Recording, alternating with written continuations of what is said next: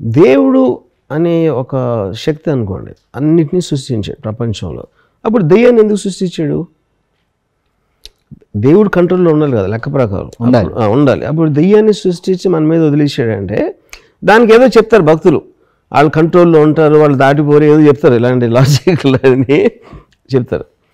Eventually it's coming from imagination. దీని అన్నిటికీ ఉన్న ప్రిన్సిపల్ పర్పస్ ఏంటంటే సొసైటీని కంట్రోల్ చేయడం.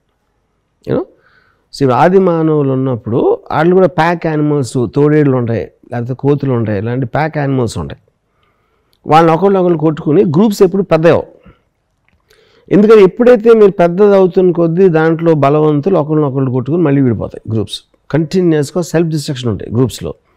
వాటిని కంట్రోల్ చేయడానికి ఒకడెవడికో టెరిఫిక్ ఐడియా వచ్చింది, భగవంతుని ఒక సృష్టిద్దాం, వాడు అక్కడ ఉన్నాడు ఇక్కడ లేడు అంటే అన్నోన్ పవర్.